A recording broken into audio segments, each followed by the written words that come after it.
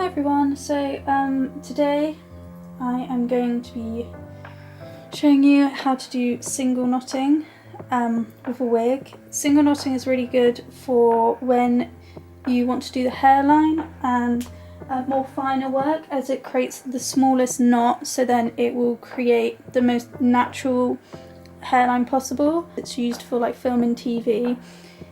With this lace, it is probably not the easiest for beginners, but I'll have some tips and tricks as well to help with making sure it doesn't snag and what to do. And yeah, we'll basically get started. So I've put the black background, black bit of card behind it. So I've just done a little section here to start off as an example.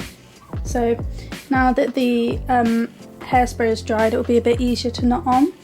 And so yeah, so with this knotting hook, this is a size 3 knotting hook. This means that I think the number correlates to how many hairs it's able to pick up at one time. I think 3 is good for if you just want to buy one needle for a whole wig, as you'll be able to get the entire head done. And with the lace, putting a bit of black cardboard behind it helps you be able to see the lace in front, especially when it's fine lace like this. And also with hair like this is from Coscraft, it will show up a lot better and you'll be able to see what you're doing. So this lace has been laid down horizontally, so when you look at the little holes, the lines go horizontally like this. This is really helpful for cross knotting, which I'll show you in a bit, because then you can easily alternate which way you're putting your hook in. So first, what you want to do is you want to decide which way you want to go. So if you want to go outwards and towards the right, you would put the hook in the left hole, and if you wanted it to go out into the left, you put it through the right one, so this way. And so yeah, it's just the opposite way. For me personally, I think it's a lot easier if you knot away from yourself instead of towards yourself. So let's start off with the hair. The hair, you want to grab it and you want to make sure you have the root end. With synthetic hair, it's not so bad, but especially with real hair, you want to make sure the roots are all at one end and the ends are all at the other end, because the cuticles of the hair all face one way. So if you ended up having hair that was one facing one way and the other facing the other, then it will make it impossible to brush out and be really sleek and smooth. It would all be quite rough and all tangled together. And what you want to do is you just want to pinch it like this, so you've got a little loop, and then you also want to create some tension on the hair as well. So now you've got your little loop, and then you've got the length on one end and the root on the other end. So I'm going to make it go up to the right, so I'm going to feed it through. Now what you want to do is with your left hand, or with your non-dominant hand, you want to take one strand of hair like that and just catch it on the little hook, because the needle has a little barbed end that you can catch it on. So you want to just catch it and feed it through the hole. Now that it's through, you want to put it into the little right angle. So put the loop into the little right angle, and you're having good tension on it at all time. So feed it through and get it to go into that little right angle there. Then what you want to do is you want to bring it up together and overlap the hair in your left hand over it.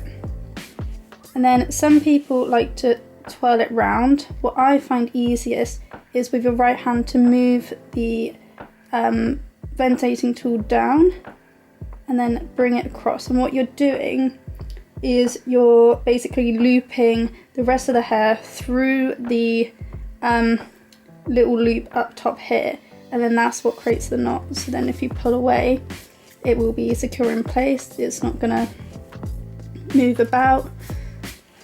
And yeah, so let's do it again. So put it through, grab that, put it onto the right angle and twist round, and then pull the entire thing through.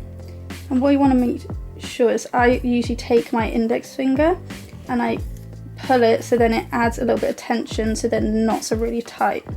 If they aren't tight, you can always just pull on the hair and it will tighten it up. And because the because you're keeping the hair tight in your left hand and you're keeping the tension when creating the knot, and also because the lace is really nice and tight, that will hopefully make it so that the lace won't get disrupted and won't move about. It won't create little snags and things. It will stay nice and in its original shape. I think definitely the main issue when people have issues with holes or it not being tight enough is because the lace isn't tight. As you can see, it's not got any give at all, whilst over here it does have a little bit of give, and that'll make it a lot harder. So now I'll just show you a few close-ups so then you can see how it is in depth.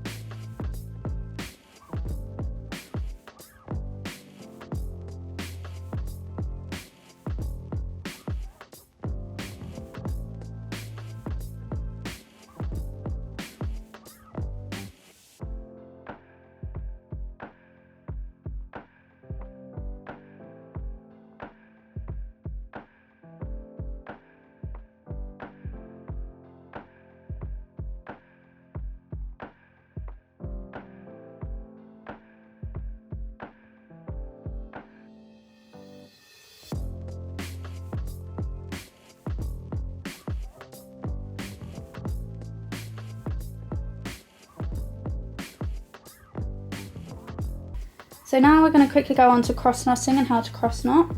And so with cross knotting, it's the same technique. You're using one hair per hole, and cross knotting is good if you've say got a parting or something, and or even if you've got a wig for a client that may want multiple partings. It's really good because it doesn't give the hair a kind of direction, it keeps it all just going in a general direction backwards. So with cross knotting, it's fairly simple. It's more about alternating which way you're feeding the hair into the lace.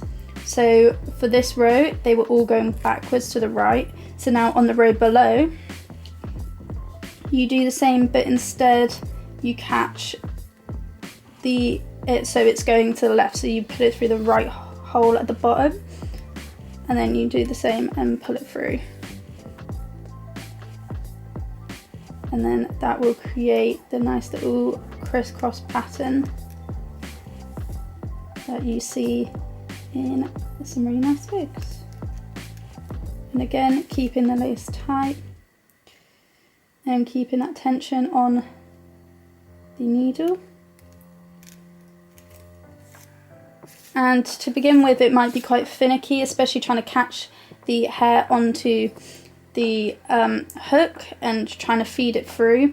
What I find a lot is sometimes, especially when working quickly, sometimes you may not catch all of the hair feeding through, so then it will end up like that and be more of a butterfly knot. And I think they call it a split knot, which can be useful in some situations, but it's just something to be wary about because they're not going to stay as well, and it's definitely something that will make it look untidy, especially if you want it to be all nice and neat.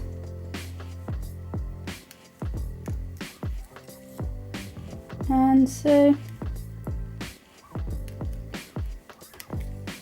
sometimes I end up doing that, so you can see I accidentally caught the hair on this one. If that happens, just use your hook underneath and feed it through.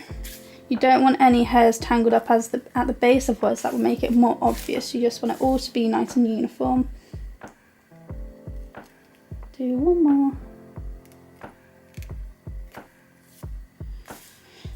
And there we are, that is how to do cross knotting. So then you would just continue alternating which way you would do it, and then you would end up with a nice result from that. So that is my little demonstration on how to knot and also how to cross knot, especially little tips as well for the lace, and especially on film lace, so 20 denier lace.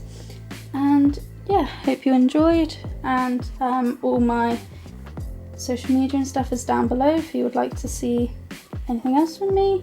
And yeah, thank you and bye.